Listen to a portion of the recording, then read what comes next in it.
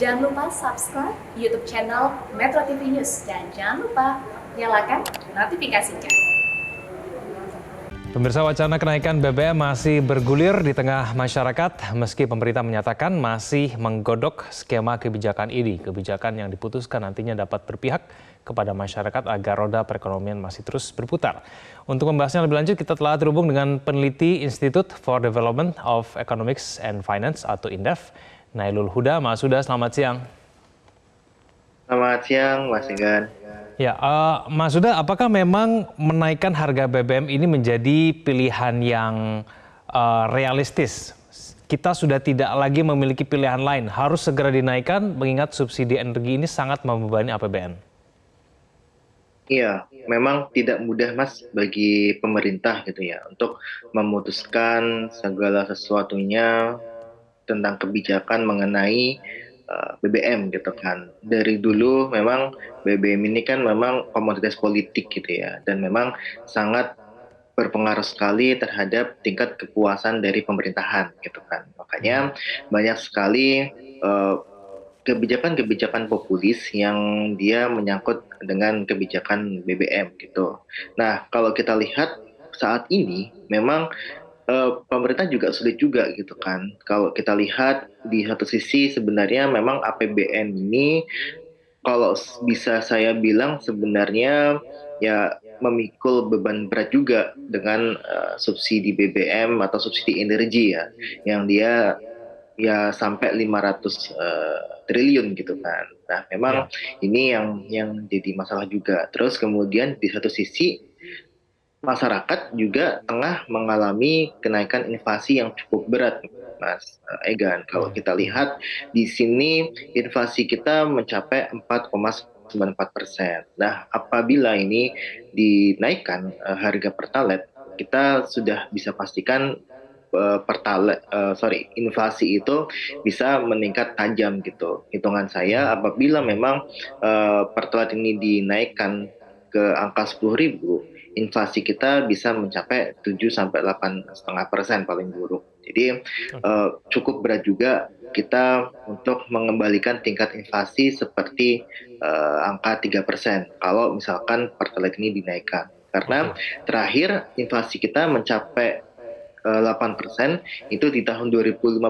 Jadi kita cukup lama juga untuk menjaga inflasi kita tetap rendah. Jadi Oke, Mas ya Huda. ini pilihan yang cukup sulit bagi pemerintah, Mas Egan. Oke, kalau memang betul dinaikkan hingga level 10.000, inflasinya bisa sampai 7 sampai 8%. Ini efeknya terhadap ekonomi akan seperti apa kalau itu terjadi, Mas Huda? Ya, efek yang paling kerasa tentu saja adalah daya beli, Mas Egan. Daya beli masyarakat itu pasti akan turun, ya kan? Karena harga-harga itu semakin meningkat, namun memang ya bisa kita bilang bahwa untuk PDB per kapita ya, PDB per kapita ataupun tingkat pendapatan kita naiknya nggak terlalu signifikan gitu kan. Akhirnya harga-harga barang itu naik, tapi pendapatan kita nggak naik signifikan, akhirnya daya beli menurun gitu. Nah, ketika daya beli menurun dengan 50% 50% PDB kita ini disumbang oleh sektor konsumsi rumah tangga, maka sudah pasti akan ada perlambatan pertumbuhan ekonomi apabila memang inflasi ini naik tajam ke angka 7% sampai 8,5% gitu. Nah, jadi ke pengaruh ke ekonominya itu sangat-sangat signifikan, Mas Egan. Baik. Termasuk itu pengaruh kepada naiknya angka kemiskinan. Nah, ketika subsidi ini dicabut kemudian atau dikurangi ya, kemudian inflasi naik, sudah pasti angka kemiskinan akan melonjak. Mas Huda, dengan kenaikan harga BBM, dampak terhadap masyarakat menengah ke bawah yang mungkin belum tersalurkan bansos secara merata, kira-kira kan seperti apa? Mereka akan semakin miskin, Mas Egan, karena mereka tidak mempunyai kekuatan ya, atau tidak mempunyai ya kekuatan lah tambahan pendapatan gitu kan, istilahnya seperti itu. Namun di satu sisi harga-harga semakin naik gitu kan. Nah, kita ketahui bersama solar ini kan digunakan untuk mengangkut berbagai macam barang, termasuk barang kebutuhan masyarakat di sembako gitu kan, dan lain sebagainya, yang saya rasa ketika itu harga solar itu naik, pasti harga-harga sembako ini akan naik pula gitu kan. Begitu juga dengan apabila memang yang menggunakan mobil-mobil bak yang menggunakan pertalite gitu kan, yang sudah pasti ketika harga pertalite ini naik, mesti mereka akan menaikkan harga barang yang dijual gitu kan. Jadi Baik. menurut saya sangat signifikan sekali dampaknya ke masyarakat menengah ke bawah, Mas Regan. Oke, jadi rekomendasinya apa nih dari Indef, Mas Huda? Kalau misalnya memang harus dinaikkan harga BBM-nya, apa upaya untuk meredam gejolak ekonomi yang bisa terjadi? Ya, memang kalau opsinya adalah menaikkan harga pertalite dan solar bersubsidi, itu sudah pasti pemerintah harus menyiapkan bantalan sosial gitu kan, perlinsos ya, untuk masyarakat kelas menengah ke bawah dan rentan miskin. Jangan lupa.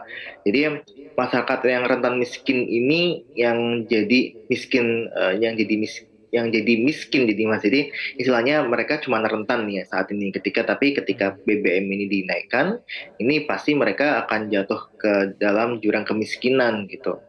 Nah, ini yang harus dibantu juga gitu, dan bantuannya juga saya rasa jangan terlalu kecil gitu kan. Kalau Ya. mungkin kan kalau dulu kan bantuannya 300.000 untuk 3 bulan gitu kan. Nah, itu kan sangat terlalu kecil sekali, dan saya rasa efeknya nggak signifikan terhadap konsumsi rumah tangga masyarakat kelas menengah ke bawah. Nah, saya rasa Oke. ada sebenarnya solusi lain, Mas Egan. Jadi per Juli 2022, Bu Sri Mulyani atau Bu Ani itu mengatakan bahwa surplus APBN tembus hingga 100 triliun. Oke. Artinya, angka 100 triliun ini bisa untuk menanggal eh, beban subsidi yang kemungkinan juga akan meningkat gitu kan, karena Oke. tinggal Baik. 30% gitu kan stok pertalite. Jadi saya rasa Oke. masih banyak sekali opsi-opsi lainnya yang bisa dilakukan oleh pemerintah selain untuk menaikkan harga BBM, Mas Oke, Eka. baik Mas Nailul Huda dari Indef, terima kasih telah bergabung sama kami di Metro Siang. Selamat siang Mas Huda.